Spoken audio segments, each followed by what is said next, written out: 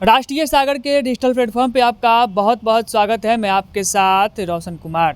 Punjab national bank के MD एवं CEO Ashok चंद्र ने अपने बैंक कर्मचारियों के आवास एवं अन्य रियायती लोन का 50% बैंक के द्वारा वहन किया है, जिसे 100% टैक्स छूट समेत कई अन्य मांगों को लेकर all India Punjab national bank officer federation Patna इकाई के द्वारा प्रेस वार्ता करके अपनी मांगों को रखी।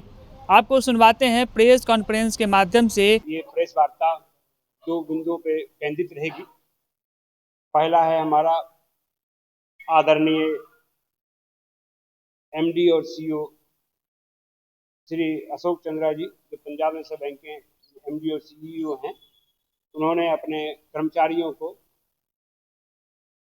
अपने योगदान के बाद परक्यूट टैक्स पर 50% बर्डन, उसका जो भार है वो उठाने के लिए तय किया है कि पंजाब नेशनल बैंक जो भी एम्प्लॉय हैं उनका जो कंसेशनल इंटरेस्ट लगेगा, जो लोन में जो कंसेशनल इंटरेस्ट है और हाउसिंग लोन में जो इंटरेस्ट सालाना लगेगा, उसका 50% पंजाब नेशनल बैंक वो भार उठाएगा, वो अपने इनकम से पे करेगा। इसके लिए हम उनको तहे दिल से शुक्रिया अदा करते हैं। आपको बताना चाहते हैं कि हम इस विषय को लेकर हमारा संगठन जुलाई 2024 से संघर्षरत था। हम लोगों ने इस विषय को लेकर पिछले एमडी और सीईओ के समय में हड़ताल के लिए भी नोटिस दिया था, जिसमें कि सीएलसी ने इंटरवेंशन करके हमें मीटिंग करवाया और प्रबंधन ने हमें बताया कि हम आपको मौका देते हैं, हम लोग आपस में बातचीत कर रहे हैं और इसमें कुछ न कुछ एम्प्लॉय को फायदा होगा। और नए एमडी और सीईओ श्री अशोक चंद्रा जी के आने के बाद उन्होंने 50% की छूट दी है। यह सभी वर्ग के कर्मचारियों की जो पंजाब में से काम करते हैं उनको एक विशेष लाभ, सीधा लाभ इससे प्राप्त होगा। आपको ये भी अवगत कराना चाहते हैं कि हमारे एमडी और सीईओ श्री अशोक चंद्रा जी बिहार के रहने वाले हैं, पटना के रहने वाले हैं और उनका विशेष ध्यान बिहार और पटना पे रहेगा।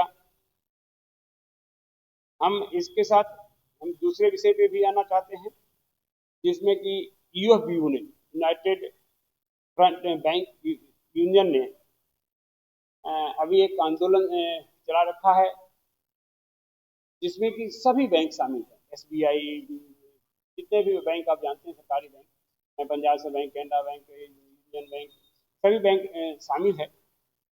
और इसका जो मुख्य मांग है, हमारी बहुत दिनों से वो मांग चली आ रही है, 5 डे बैंकिंग। 5 डे बैंकिंग जो कि डिजिटलाइजेशन इतनी अधिक हो चुकी है, उसके बावजूद सरकार 5 डे बैंकिंग पता नहीं क्यों नहीं एक्सेप्ट करना चाहती है।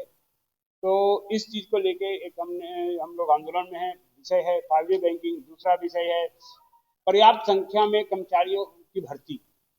लगातार काम बढ़ रहे हैं, हमारा एक्सपेंशन हो रहा है रोज बरोज, लेकिन हम पिछले 10 सालों में करीब करीब 2 लाख हमारा स्टाफ की संख्या घटी है। तो वो हमारे, क्योंकि देश में बेरोजगार बढ़ रहे हैं, देश में रोजगार की डिमांड करने वाले बढ़ रहे हैं, लेकिन ईमानदारी से जहाँ जॉब मिल जाती है लोगों को, जहाँ बिना कोई खर्चे पे जॉब मिल जाती है, बिना घूस दिए जॉब मिल जाती है, वो बैंकिंग इंडस्ट्री, रेलवे इंडस्ट्री, ये सरकारी संस्थान है। वहाँ पे अगर नौकरियां कम हो जाएंगी, खासकर आप लोग जान दो जिनके पास कोई मीन्स नहीं है, SC ST रिजर्वेशन है, OBC रिजर्वेशन है, सबको एक साथ नुकसान होता है। हम सरकार से मांग कर रखे हैं कि आप जो है सो ये हमें लेके आए, पर्याप्त नौकरियां बहाल करें बैंकों में। और हमारा कंपटीशन है, गला काट कंपटीशन है, तो ये सरकार निजी बैंकों के साथ में वो अनेकों प्रकार के सुविधा ग्राहकों को देते हैं, क्योंकि उन पर बहुत सारे नियम लागू नहीं होते। अब देखिए, हमारे अगला डिमांड है अधिकारियों और कर्मचारियों की सुरक्षा सुनिश्चित करना। आपको पता होगा अभी पटना में कैनरा बैंक में एक लड़की से दुर्व्यवहार किया लोगों ने। अभी नवादा में कुछ दिन पहले, मुश्किल 7 पहले, एक मैनेजर को जो है चाकू लेके जो हमला कर दिया गया। तो ये पहले गार्ड, आप लोग को याद होगा कि बहुत पहले हमारे हर बैंक में गार्ड हुआ करता।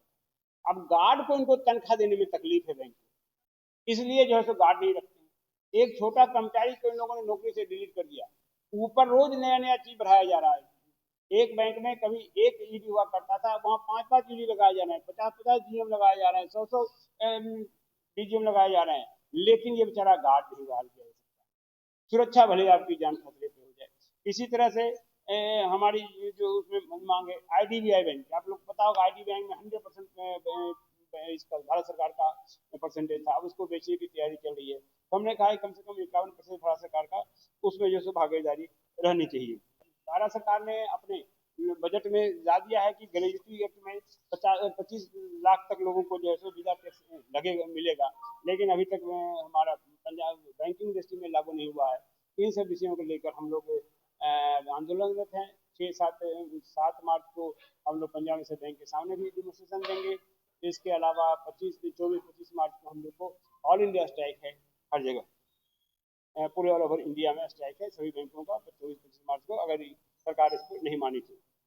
इसको समझ लीजिए पर क्योंकि टैक्स जो है, एक तो टैक्स हम ऑलरेडी दे रहे हैं अपने, जो भी हमको सैलरी मिल रहा है, तो हम लोग को एक लोन मिलता है अपने बैंक के थ्रू, वो कंसेशनल रेट ऑफ इंटरेस्ट में मिलता है। तो जो लोन मिलता है उस पर हम लोग को जो इसका जो कंसेशनल रेट ऑफ इंटरेस्ट है, उस पर जो हमारा इनकम हो रहा है उस पर भी टैक्स अब बैंक इसका सरकार ले रहा है।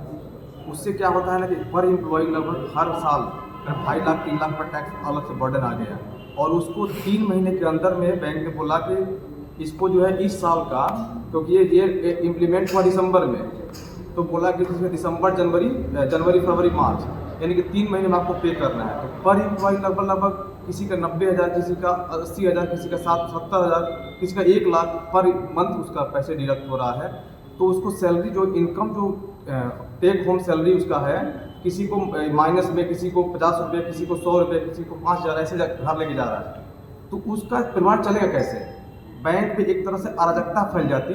हम लोगों ने इस मैटर को काफ़ी ज़ोर शोर से उठाया। इसके अगेंस्ट में हम लोगों ने इसका स्ट्राइक का कॉल दिया, और स्ट्राइक का कॉल हुआ तो सीएलसी इस पर एक्शन लिया, और सीएलसी बैठ करके मैनेजमेंट और बैंक, डीएफएस और ये इसका आईबीए, इस सबको मिला करके एक मीटिंग कराया। मीटिंग में ये हुआ कि बैंक इस पर कुछ करेगा। पहले बैंक को बोर्ड, जो भी कोई डिसीजन होता है तो बैंक को एक बोर्ड मीटिंग में उसको पास कराना पड़ता है।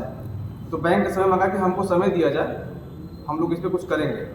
तो जब हमारे पिछले सीएमडी चले गए तो न्यू सीएमडी जो आए तो इनको समझ में आया कि नहीं, जब हमारे एम्प्लॉई खुश नहीं रहेंगे तो हम एक बेहतर सर्विस नहीं दे पाएंगे। तो बेहतर सर्विस देने के लिए हमको खुश होना जरूरी है। निजी टैक्स का कंसेशनल रेट ऑफ इंटरेस्ट में जो हमको लोन मिलता है उसका 50% टैक्स का वो जो है हमारे बैंक बियर करेगा। लेकिन इससे भी समस्या का समाधान नहीं होता है, क्योंकि वो 50% नहीं 100% ही चाहिए।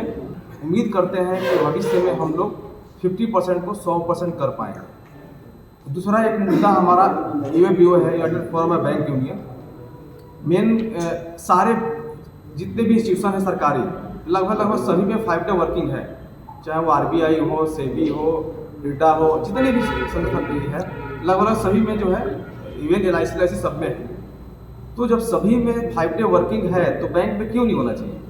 बैंक में भी 5 डे वर्किंग होना चाहिए। इसके लिए यूएबीओ ने काफ़ी बड़ा एक इसका प्रोग्राम बना कर रखा है 2 महीने का। उसमें 24-25 मार्च का स्ट्राइक का भी कॉल है। हम लोग उम्मीद करते हैं कि वो स्ट्राइक ना हो, क्योंकि इसका हमेशा जो है एसोसिएशन का मानना रहा है कि बैंक का काम सर्विस देना है। तो हम लोग स्ट्राइक करके हम अपने पब्लिक को, हम अपने देश की इकोनॉमी को बर्बाद ना करें, परेशान ना करें। तो सरकार हमारी बात को बहुत पहले ही मान जाएगी, जिससे ये सब जितने भी हमारे प्रोग्राम है सब कैंसिल हो जाएंगे।